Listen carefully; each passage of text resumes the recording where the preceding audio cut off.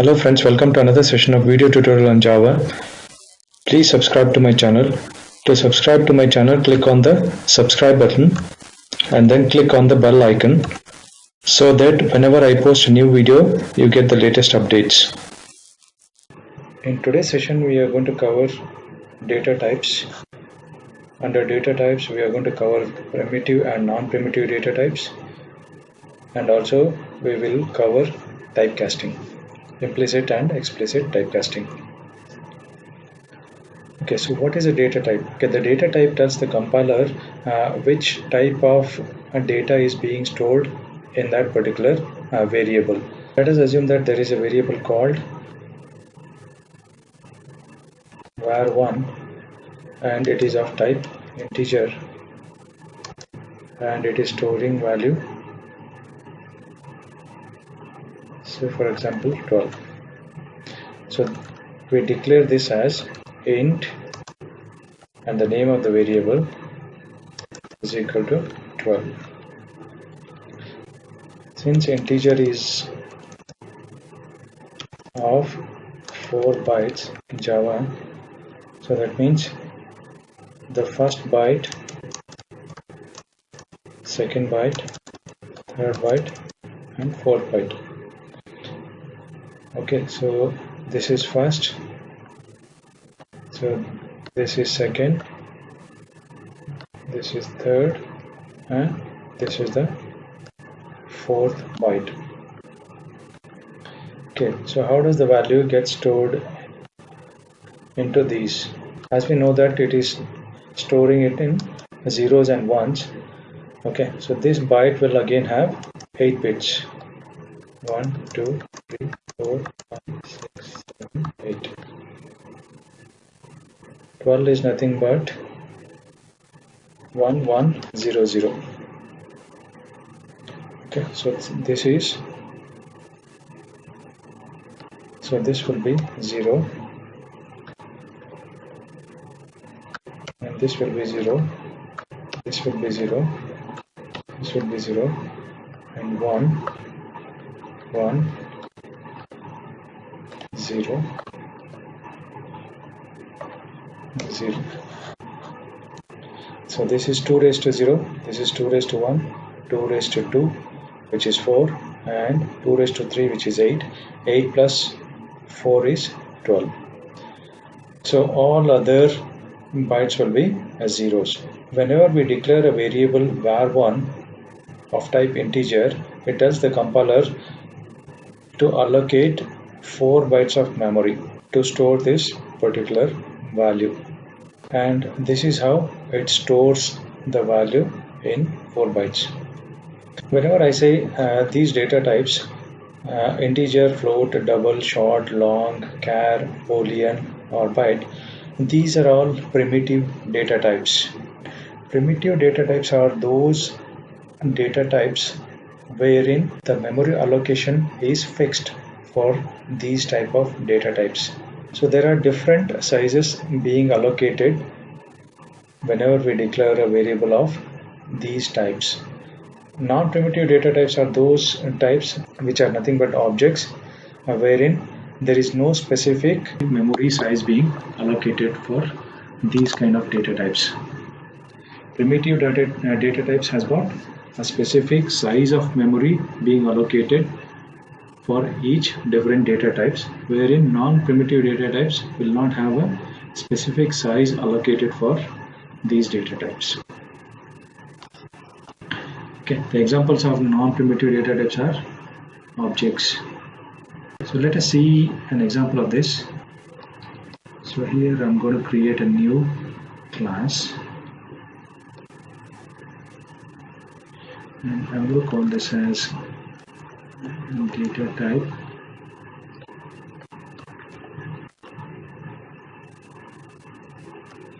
data types and click on main. Okay, finish. Okay, so how do I declare a data type?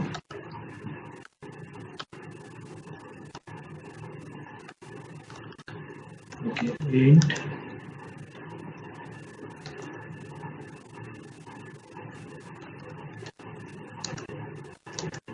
is equal to 10. Okay, so this is declaration and initialization. Okay, if I say int var1, then this is just a declaration.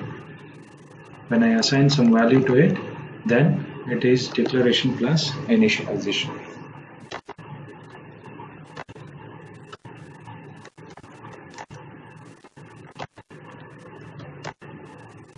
Okay, let us see how to declare different types of data types.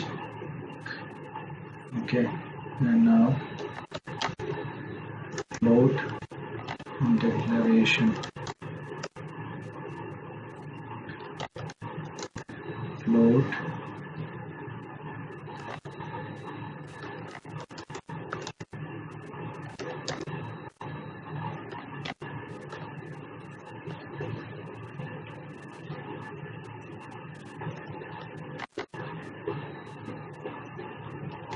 long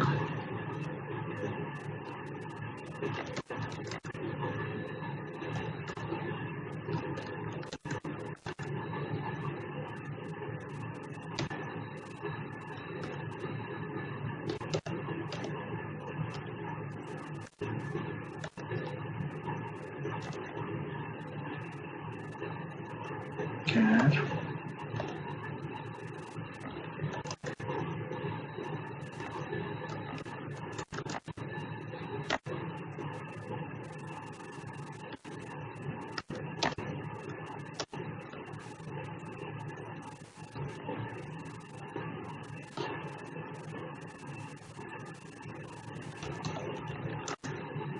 double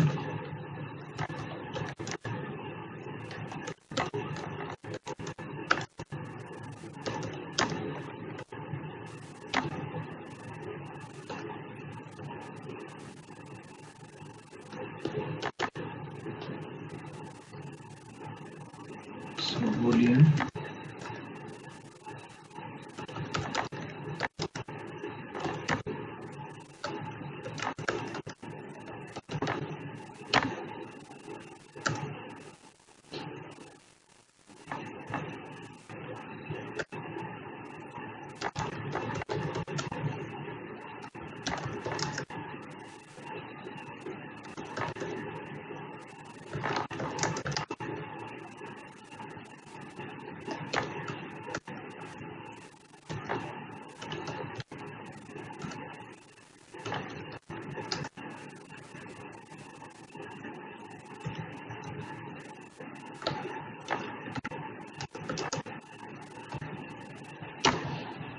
This is how you declare and initialize the values for different data types.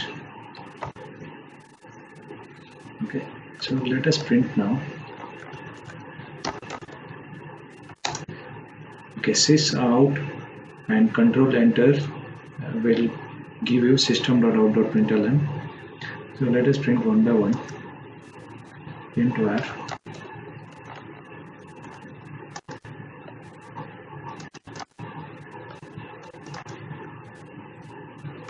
so I'm just putting some space in between. So this is a concatenation operator. Plus will concatenate two strings. Okay, flt var plus n plus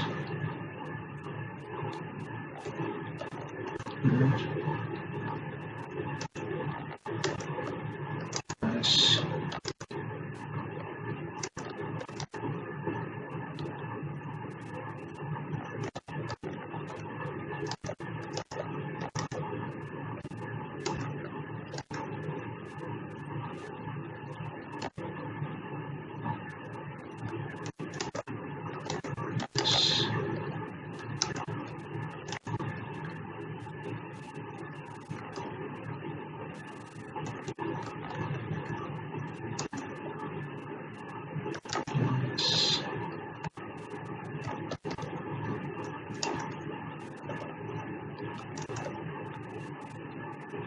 So the last one will be multiply.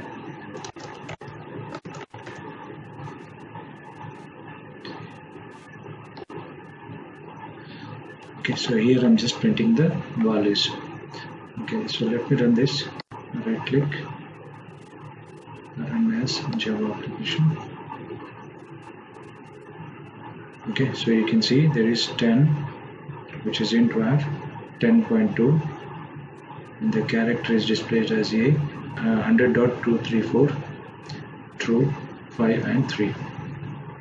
One thing to note here is these primitive data types in Java has got its own wrapper classes. For example, integer is a wrapper class for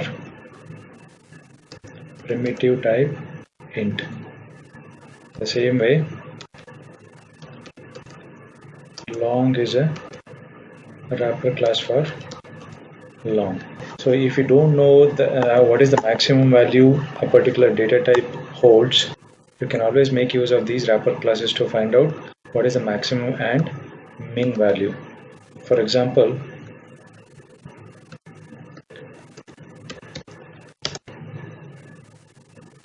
okay, so integer dot min value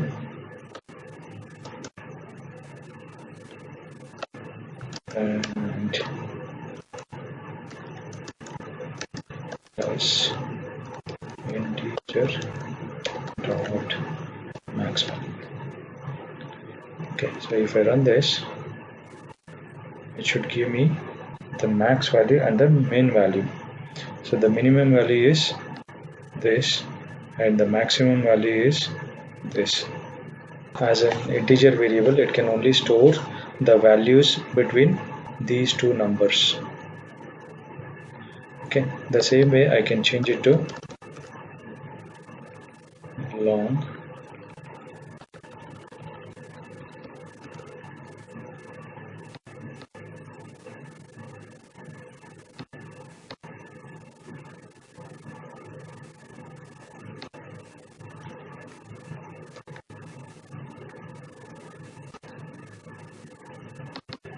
Okay, I will print both.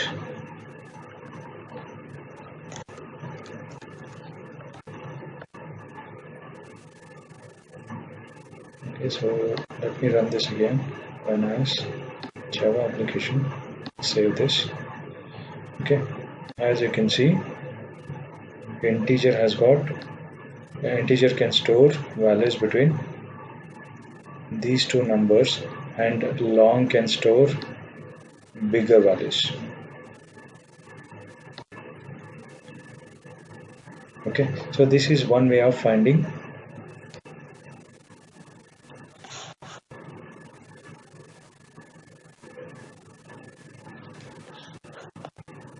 Okay, so this is one way of finding how big the values can be stored for a particular variable of specific data type. Okay, this is one way of knowing what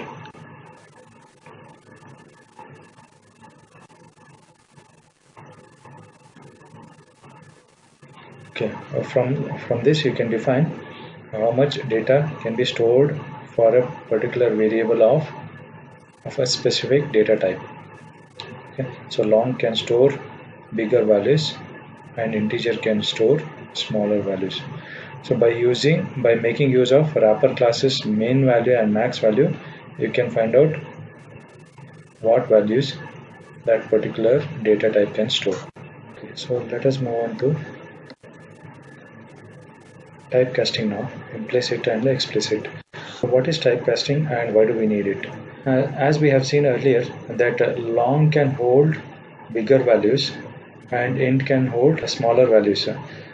So if we are converting from integer to long, since long can hold bigger values, we don't have to explicitly typecast it. That means we need not have to explicitly convert that integer value to a long value.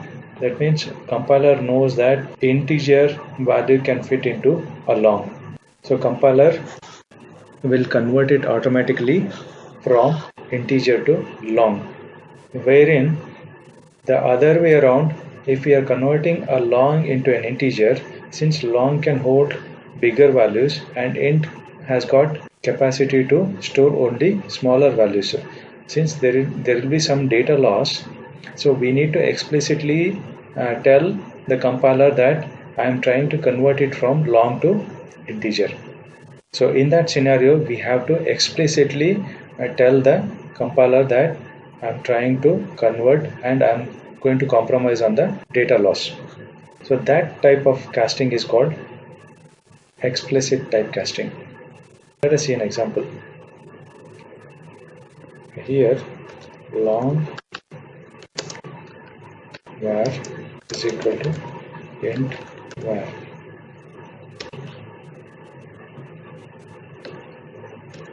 Okay, so this conversion is implicit, wherein if I say int var is equal to long var, then I get an error here saying that you need to add a cast here. So how do I cast it? By providing integer var. Okay, so this becomes explicit.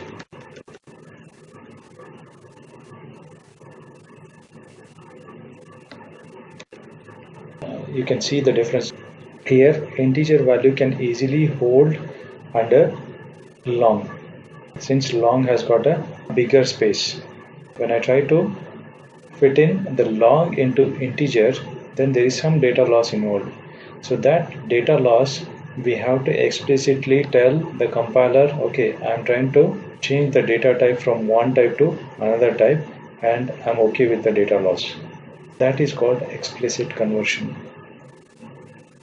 If you are converting from a smaller to bigger, that is implicitly handled by the compiler. But whenever you are trying to convert from bigger to smaller value, then you have to explicitly tell the compiler by typecasting it. So this is what typecasting is. Now let us print the value after it is being converted. Long var as some space plus int var. Okay, so let us print this. Nice. Save this. The value of int var is 10. This long var has got value 10 now, so that is what is being converted back here. Instead of that, I'm going to have another long value here. Long g var1 is equal to 500.